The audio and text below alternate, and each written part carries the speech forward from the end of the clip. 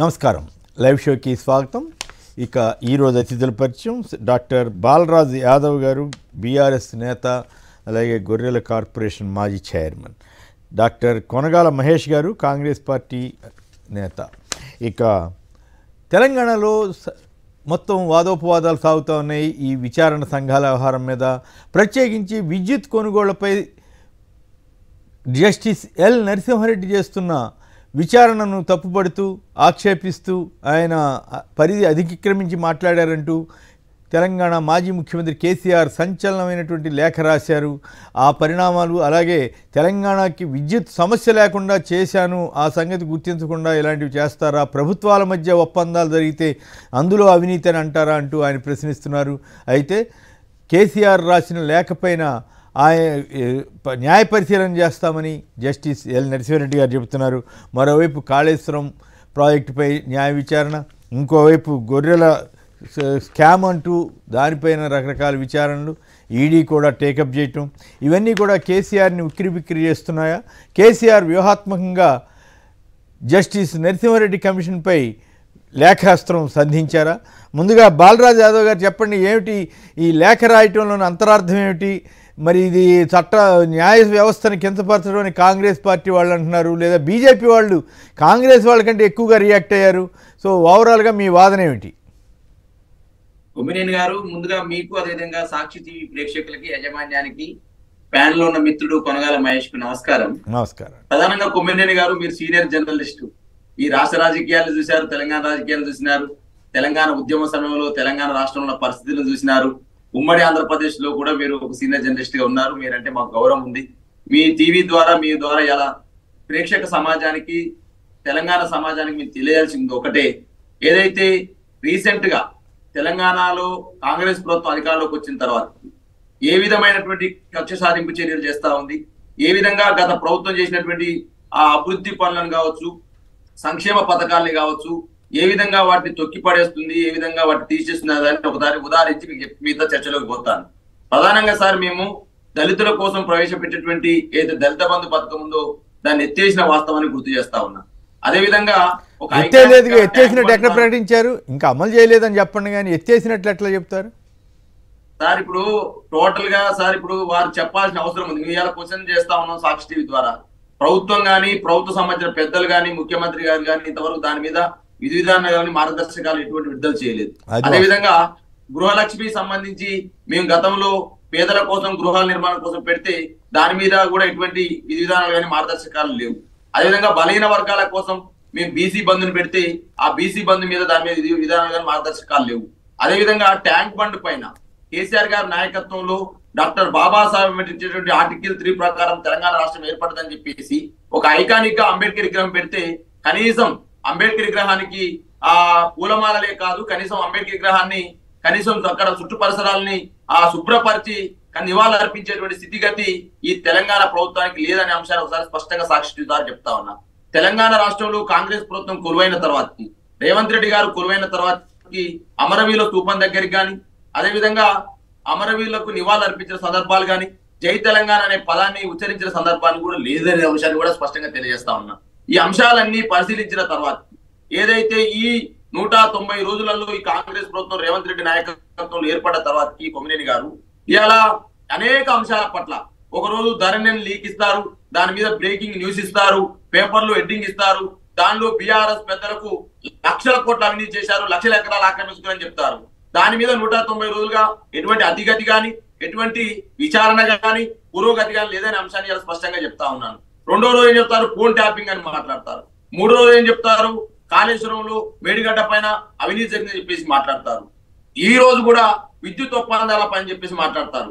కొమ్మినేని గారు ఇలా BRS party అధికార ప్రతినిధిగా, ఒక కార్పొరేషన్ మాజీ చైర్మన్ గా సాక్షి టీవీ ద్వారా నేను డిమాండ్ చేస్తా ఉన్నాను.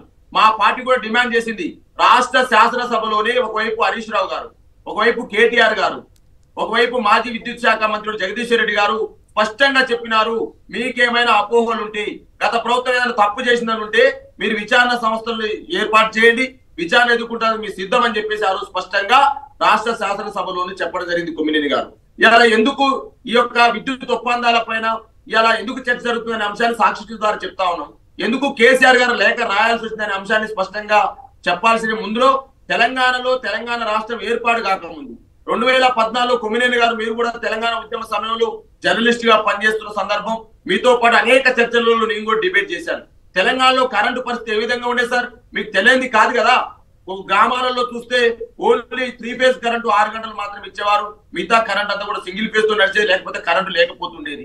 అదే విధంగా హైదరాబాద్ లో పవర్ హాలిడేలు ప్రకటించడండి.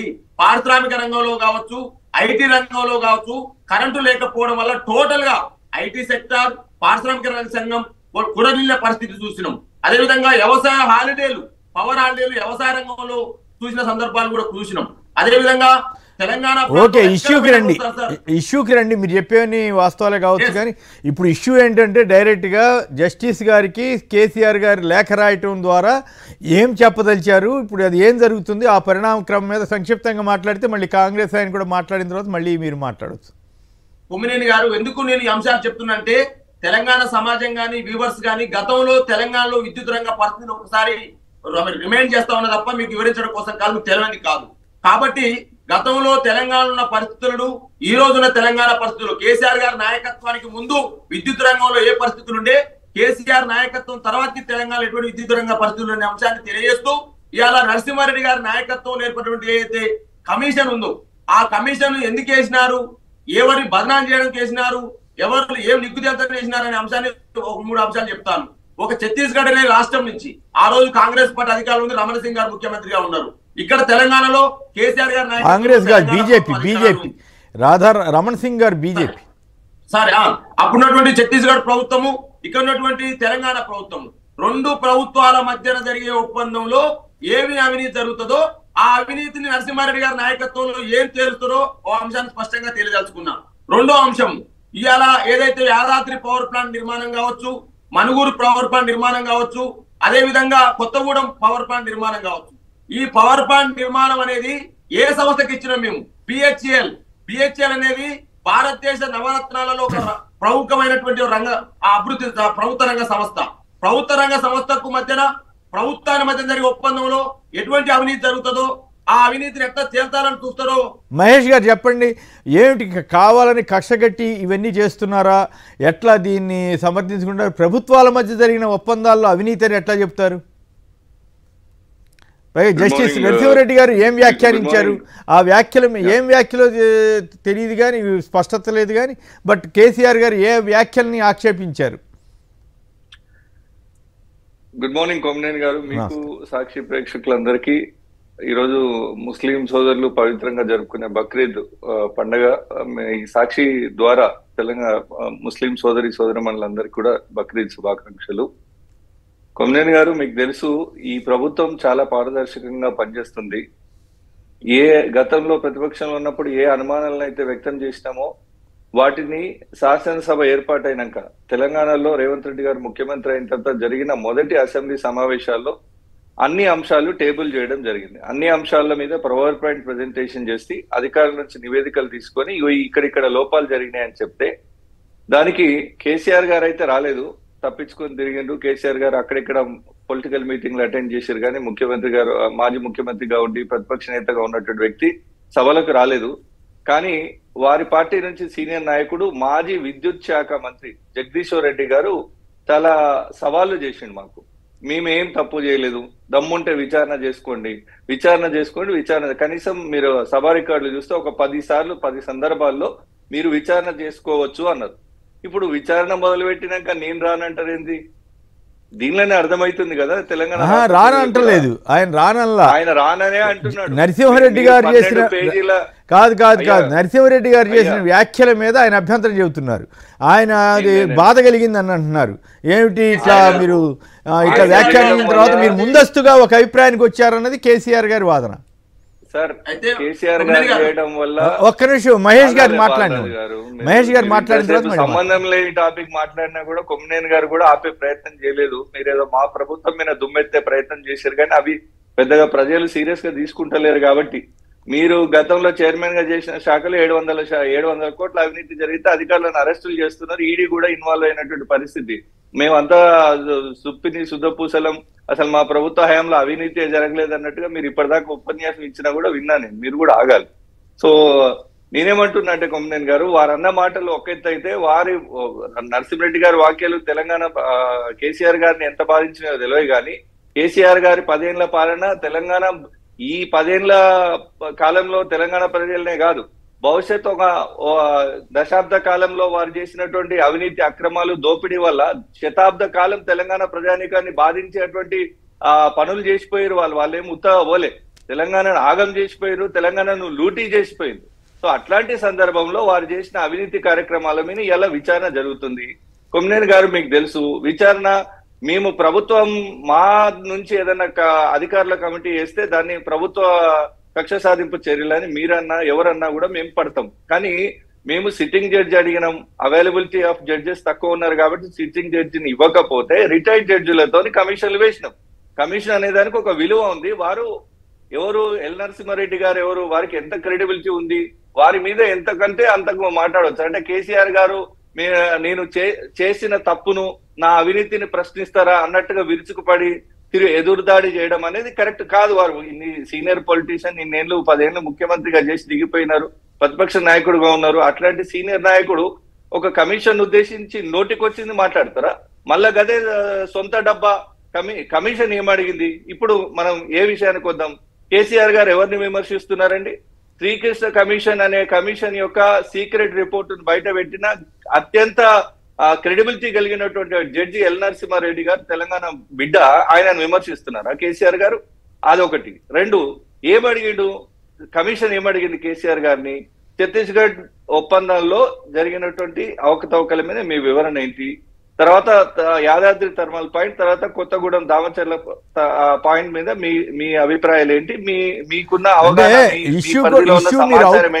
కాదు మీరు కానీ బాలరాజు గారు కానీ ఇద్దరు ఇష్యూ మీద కాకుండా మిగతా అంతా మాట్లాడుతున్నారు ఇష్యూ ఏమిటి నేను ఆడికే వస్తున్నా సార్ చాలా విషయాలు మాట్లాడాను నేను కరెక్ట్ గా మాట్లాడుతున్నా తెలంగాణ కోసము శ్రీకృష్ణ కమిషన్ బయట పెట్టినటువంటి క్రెడిబిలిటీ ఉన్న తెలంగాణ బిడ్డ మీ ఈ రకమైన దాడి ఎందుకు చేస్తున్నారు కేసీఆర్ గారు ఆత్మవిమర్శ చేసుకోవాలంటున్నావు అంటే అట్లా కాదు మహేష్ గారు మీరు ఈ మాట్లాడడం ద్వారా న్యాయ వ్యవస్థ యొక్క దీన్ని మీరు దెబ్బతీస్తున్నారు ఆయన కేవలం ఒక ప్రాంతానికో ఒక ఉద్యమానికో పరిమితమై జడ్జిగా పనిచేశారని మీరు చెప్పకనే చెబుతున్నారు ఆయన బీహార్ చీఫ్ జస్టిస్ గా పనిచేసిన ఆయన ఒక ఉద్యమం అంటే తెలంగాణ ఉద్యమాన్ని వ్యతిరేకించిన వాళ్ళందరికీ ఆయన వ్యతిరేక అవుతాడు కదా అట్లా కాదు ఆయన అది ఆయన కరెక్ట్ చేసిన ఉండొచ్చు కానీ కరెక్ట్ చేసిన చెప్పొచ్చు కానీ మీరు తెలంగాణ ఉద్యమం కాబట్టి బిడ్డ కాబట్టి అని అంటే ఆయన్ని తగ్గించినట్లు అవుద్ది సార్ నేను అనేది కామాత్రం సొయ్యి లేకుండా మాట్లాడుతుండు కేసీఆర్ గారు అని చెప్పడానికి ఆ ఉదాహరణ చెప్పిన తప్ప వారికి ఏదో తెలంగాణను ఆపాదించే ప్రయత్నం కాదు గారు ఒకటి రెండోది సూటిగా కమిషన్ అడిగిన ప్రశ్నలకు సమాధానం చెప్పలేక అవినీతి బయటపడుతుందనే ఒక భయంతోని గుమ్మడికాయలు దొంగలంటే భుజాలు మునుక్కున్న చందాన ఈ రోజు తిరిగి కమిషన్ మీద ఎదురుదాడి చేసే ప్రయత్నం జరుగుతుంది వారు ఏమంటున్నారు మీరు ప్రెస్ మీట్ పెట్టద్దు ఎస్ కమిషన్ ప్రెస్ మీట్ పెట్టొద్దని ఎక్కడ ఏ చట్టంలో లేదు ఎక్కడ ఉంటే చూపిమనండి ఒకటి సుప్రీంకోర్టు హైకోర్టు ప్రొసీడింగ్సే లైవ్ స్ట్రీమింగ్ చేస్తారు కదా కొమ్మినేని గారు ప్రెస్ మీట్ పెట్టడానికి ఏముంది రెండోది ప్రెస్ మీట్ లో కూడా వారు ఏం చెప్పిందంటే ఈ రకాల అభిప్రాయాలు ఇంతమందిని పిలిచినాము ఇంతమంది ఈ రకమైన అభిప్రాయాలు వ్యక్తపరుస్తున్నారు వాటి మీదనే కేసీఆర్ గారిని వివరణ అడుగుతున్నాము అంటే దానికే ఏదో జడ్జిమెంట్ ఇచ్చేసినట్టు అంటే మీరు ఒక కమిషన్ ముందు హాజరు కాలేనంత అతీతులా మీరు అంటున్నా నేను ప్రజలకు 80,000 కోట్ల అవినీతి చేసి విద్యుత్ కొనుగోలు పేరుతోని ప్రజల లూటీ చేసి అంటే ఇక్కడ పాయింట్ గుర్తు చేయాలి కాదు మహేష్ గారు మీరు బాగా పారిపోతాడా కేసీఆర్ మహేష్ గారు మీకు ఒక ఇంట్రెస్టింగ్ పాయింట్ ఒకటి గుర్తు చేయాలి గతంలో ఇందిరాగాంధీ గారి మీద ఎమర్జెన్సీ అత్యాచారాలండి అకృత్యాలండి వాటి మీద ఆనాటి జనతా ప్రభుత్వం జేసీ షా కమిషన్ వేస్తే ఆమె విచారణ కమిషన్ దగ్గరికి వెళ్ళారు కానీ ప్రమాణ స్వీకారం చేయడానికి సిద్ధపడలా అది కేవలం మీరు ఇన్వెస్టిగేషన్ చేస్తున్నారు ఎంక్వైరీ చేయట్లేదని చెప్పి ఆరోపించి నాలుగు సార్లు వెళ్ళి 4 సార్లు కూడా ఆయన కానీ ఆమె కానీ ప్రణబ్ ముఖర్జీ గారు కానీ సంజయ్ గాంధీ గారు కానీ వీళ్ళెవ్వరూ కూడా కోఆపరేట్ చేయలే మరి అలాంటి కాంగ్రెస్ పార్టీ నాయకత్వంలో ఇప్పుడు ఈ కమిషన్ పనితీరు మీద ఈయన అభ్యంతరం చెబుతున్నారు కదా రమ్మను కదా నేను కూడా అదే అంటే ఇందిరాగాంధీ గారు అయితే పోయారు కదా ఇందిరాగాంధీ గారు మీరే అంటారు కదా 4 సార్లు ఇందిరాగాంధీ వెళ్ళారు కానీ ఎక్కడ అసలు ప్రమాణ స్వీకారం కూడా ప్రమాణం చేయడానికి కూడా సిద్ధపడలా ఉన్న విషయాన్ని వచ్చారు కదా అదే చెప్పమని అంటున్నా నేను ఇప్పుడు ఒక మాజీ ముఖ్యమంత్రి వారి హయాంలో జరిగిన ఇంత 80,000 కోట్ల అవినీతి మీద ప్రజల సొమ్మును దోచుకున్న విధానం మీద వారి విచారణకు పిలిచి వారి యొక్క వర్షన్ వినడానికి కమిషన్ నోటీసులు ఇస్తే దాన్ని కమిషన్ ఆ మాట కూడా ఆయన రానంటే నేను రానని చెప్పొచ్చు, తెలంగాణ ప్రజలకు అర్థమైతే దొంగ ఎవడో దొరేవాడు, కానీ రానని చెప్పకుండా కమిషన్ ని కూడా తప్పు పట్టేటట్టు రేపు కమిషన్ ఇవ్వబోయే తీర్పును కూడా ఈ రోజే ఆపేక్షించేటట్టుగా ఎందుకు మాట్లాడుతున్నాడో తెలంగాణ సమాజానికి చాలా పూర్తిగా అర్థమవుతున్నది. ఒక్కటే ప్రశ్న, అసెంబ్లీలో కూర్చుంటే విచారణ వేయండి, దమ్ముంటే విచారణ వేయండి అన్నారు. ఇలా విచారణ వేస్తే ఎందుకు పారిపోతున్నారు? మరి దమ్ము లేకనా, వాళ్ళు చేసిన దొంగతనం బయటపడుతుందనా? ఈ దొంగలు చెప్పాల్సిన అవసరం అయితే డెఫినెట్ గా ఉంది. రైట్, బాలరాజు గారు సమాధానం చెప్పండి. దొంగలేదో దొరలేవరు అనేది తెలంగాణ సమాజం తెలుస్తుంది మహేష్ గారు. ఎందుకు తొందర ఎందుకు? ఈ రోజు బూడిద స్కామ్ ఏం జరుగుతుంది, సివిల్ సప్లైలో ఏం జరుగుతా ఉంది, యాదాద్రి పవర్ ప్లాంట్ నిర్మాణంలో మీ మంత్రులు ఏమంటున్నారు, ఈ దందాలన్నీ బయటపడితే ఇప్పుడు ఏం మాట్లాడదలుచుకోలేదు కొమ్మినేని గారు. 2 అంశాలు సాక్షి ద్వారా చెప్పదలుచుకున్నా. 2 ప్రభుత్వాల మధ్య జరిగిన ఒప్పందంలో అవినీతి ఏం జరుగుతుంది, ఆ అవినీతి పైన మీ విచారణ ఏం చేస్తారో స్పష్టంగా అడగదలుచుకున్నా. 2వ అంశం, ఒక ప్రభుత్వ రంగ సంస్థ మధ్య జరిగినటువంటి ఒప్పందంలో ఏ విధమైన అవినీతి జరుగుతుందో మీరు ఏమి నిరూపించదలుచుకున్నారో నేను అడగదలుచుకున్నా. 2వ పాయింట్ సార్, ఇవాళ మీరు ఎక్కువ తీసుకున్నారు అవినీతి జరిగిందని మాట్లాడుతున్నటువంటి మీరు 2015 కంటే ముందు సార్, 2015 కంటే ముందు తమిళనాడు ప్రభుత్వము కర్ణాటక ప్రభుత్వం కూడా విద్యుత్తును కొనుగోలు చేసింది సార్ తెలంగాణతో పాటుగా. అదే తమిళనాడు ప్రభుత్వం యూనిట్ ధర ₹4.94 కొనేది సార్. అదే విధంగా కర్ణాటక ప్రభుత్వము ₹4.33 కొనేది సార్.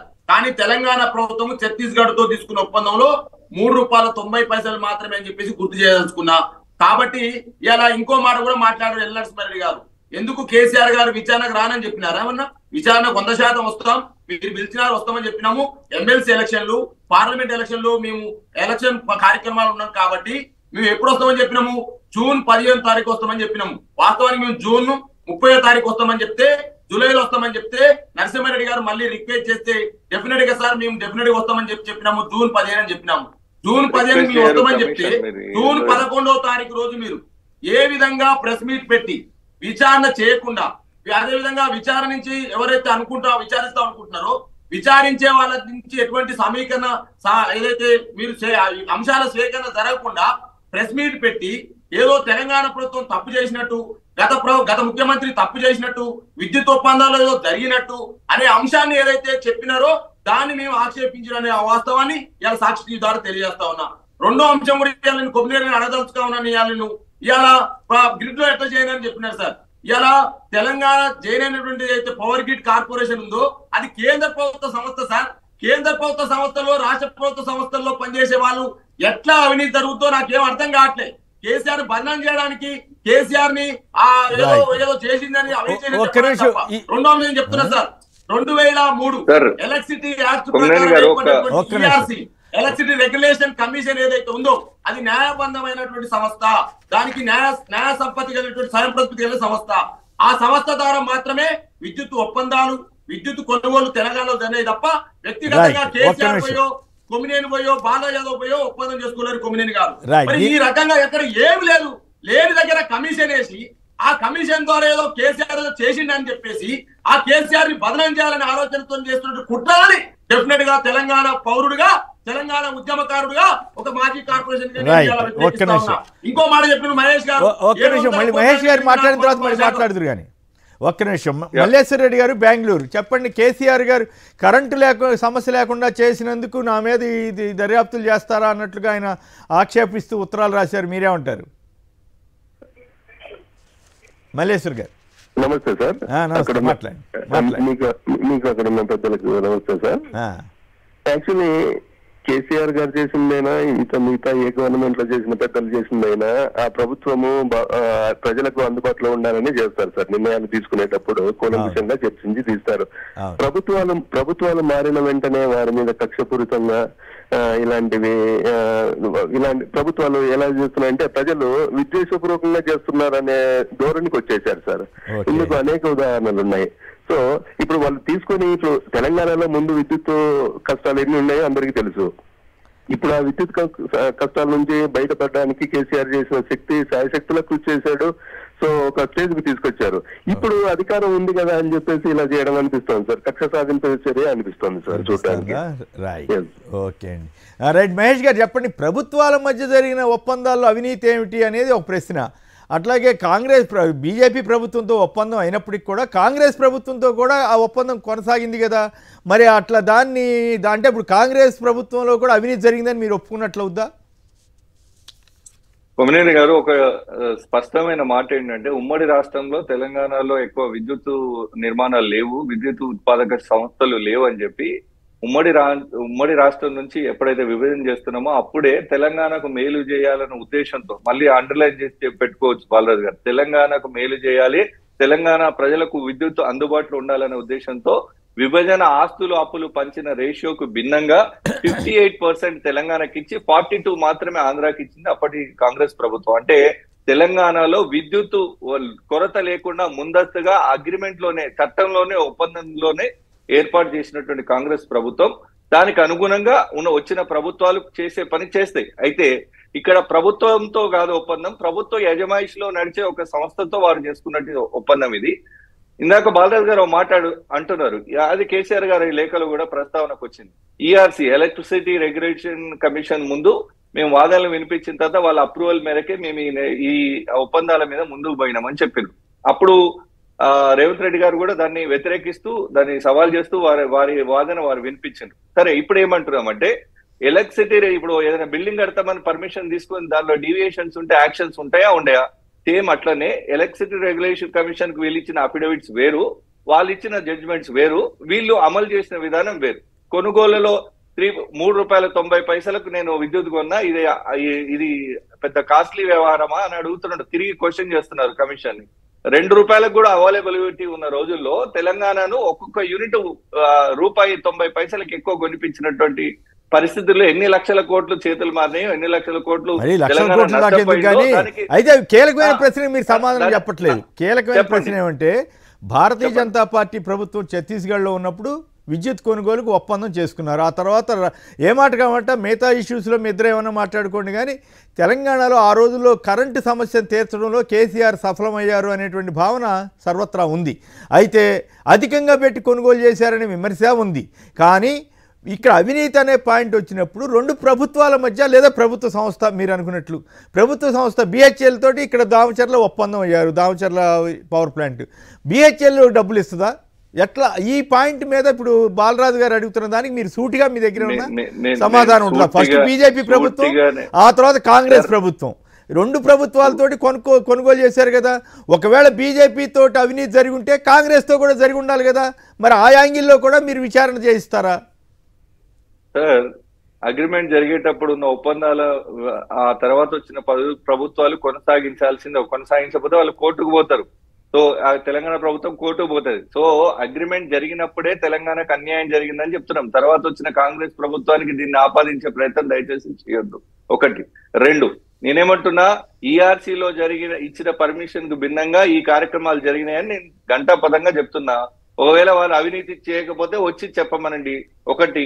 2, మీరు పబ్లిక్ డొమైన్ లో, అంటే మనం రెగ్యులర్ ఓపెన్ మార్కెట్ లో 2 రూపాయలకు అవైలబిలిటీ ఉన్న రోజున 3.90 కొనాల్సిన అవసరం ఎందుకు వచ్చింది అనేది క్వశ్చన్ మార్క్. 2.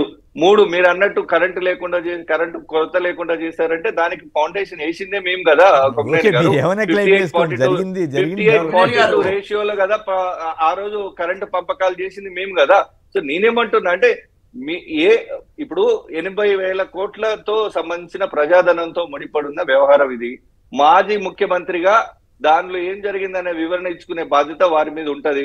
వారి బాధ్యత అకౌంటబిలిటీ అంటే దాని నుంచి జవాబుదారీతనం నుంచి తప్పించుకొని పోవడానికి ఏమైనా కేసీఆర్ గారు చూస్తే తిరిగి కమిషన్ మీద దాడి చేస్తే లీగల్ ఆస్పెక్ట్స్ ఏమున్నాయో దాని మీద చేస్తారు. ఇక తెల్లారులేస్తే కక్ష సాధింపు చర్యలు అనే మాట మాట్లాడకూడదు. కక్ష సాధింపు చర్యలు అంటే అవి ఇంకోలాగుంటాయి. ఇందిరాగాంధీ గారు కూడా కక్ష సాధింపే అన్నారండి. కాదు మహేష్ గారు, ఇందిరాగాంధీ గారు కూడా కక్ష సాధింపనే అన్నారు ఆ రోజుల్లో. ఇందిరాగాంధీ గారు కూడా కక్ష సాధింపనే అన్నారు. మరి ఆవిడ సహకరించలేదు. మరి జనం కూడా ఆవిడ ఆదరించారు. జనం కూడా ఆవిడ తర్వాత ఎలక్షన్ లో ఆవిడ అఖండమైనటువంటి మెజార్టీ తీసుకొచ్చారు. ఆవిడని వేధిస్తున్నారనేటువంటి ఒక ఫీలింగ్ రావటం ఏ కారణం వల్ల కానీ. సార్ నేను ఏమంటున్నా, నేను కంప్లీట్ చేయకముందే చెప్పాను. ఇందాక వారు ఏమంటున్నారు, ఎవరిని అనుసుకోకుండా ఎవరిని విలవకుండా అంటే ఆల్రెడీ విద్యుత్ అధికారులు సీనియర్ టీల వరకు ఉన్నటువంటి అఫిడవిట్లు అన్ని అక్కడ రెడీగా ఉన్నాయి. కమిషన్ కు అందరూ వాంగ్మూలం ఇచ్చారు, అది లైవ్ రికార్డ్ చేసినదంట కమిషన్. సో ఎక్కడ కూడా కేసీఆర్ గారి జోక్యంతో ఇవన్నీ జరిగాయి అనేది ఎస్టాబ్లిష్ అవుతున్నది. ఇది ఒకటైతే, రెండోది సార్ ఇంకా ముఖ్యమైన విషయం ఏంటంటే అరవింద్ కుమార్ గారు స్పష్టంగా ఓ మాట చెప్పిండ్రు. అరవింద్ కుమార్ గారు ఏమన్నారంటే కేసీఆర్ గారు ఇవన్నీ నిబంధనలకు విరుద్ధం, ఇలా చేయొద్దు, ఇలా ప్రవర్తించొద్దు అంటే నీకేం తెలుసా, నేను చూసుకుంటా అన్ని అంటే నాకు ఇది పదవి అవసరం లేదని ఆయన పదవి వదిలేసి వెళ్ళిపోయినటువంటి పరిస్థితి ఉంది. సో ఒక సీనియర్ ఐఏఎస్ అధికారి వాంగ్మూలం కేసీఆర్ గారు నిబంధనలకు విరుద్ధంగా పోతున్నామని చెప్పి బాలరాజు గారు సమాధానం చెప్పండి. పదవి వదిలేసిపోయినా అని చెప్పిండు. రైట్, బాలరాజు గారు సమాధానం గారు ఈ తెలంగాణలో 24 గంటల కరెంటు కోసం శ్రమించిన ప్రభాకర్ రావు గారిని ఎట్లా వేధించారు, ఎట్లా ఇబ్బంది పెట్టినారు, ఇవాళ మీరు ఆయన వేధించడంతో ఎందుకు వేయగలిగాడో నేను చెప్తాను. ఒకటి మొదటి పాయింట్. రెండో పాయింట్, ప్రభుత్వం మహేష్ వినండి సార్, మీరు వినండి. టైం అయిపోయింది, కంప్లీట్ చేయండి. మా మాట కూడా వినండి. బాలరాజు ఏమంటుందంటే నరసింహారెడ్డి గారు వాదించిన వాదనలో ఏదైతే ఉందో జూన్ 15 తారీఖు రోజు కేసీఆర్ గారు అటెండ్ అయ్యి చెప్తామన్నారు.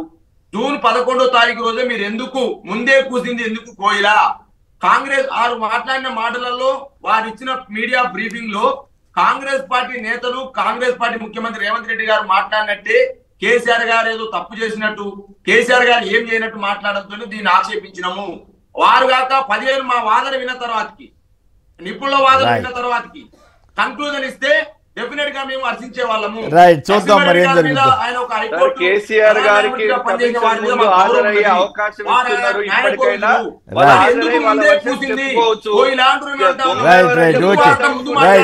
ఇద్దరు ఎవరి వాదనకు వాళ్ళే కట్టుబడి ఉంటారు. బయటపడింది కమిషన్ కు రైట్. ఓకే, బాలరాజ్ యాదవ్ గారు, మహేష్ గారు ఇద్దరికి కూడా ధన్యవాదాలు. ఇది నేటి లైవ్ షో. నమస్కారం.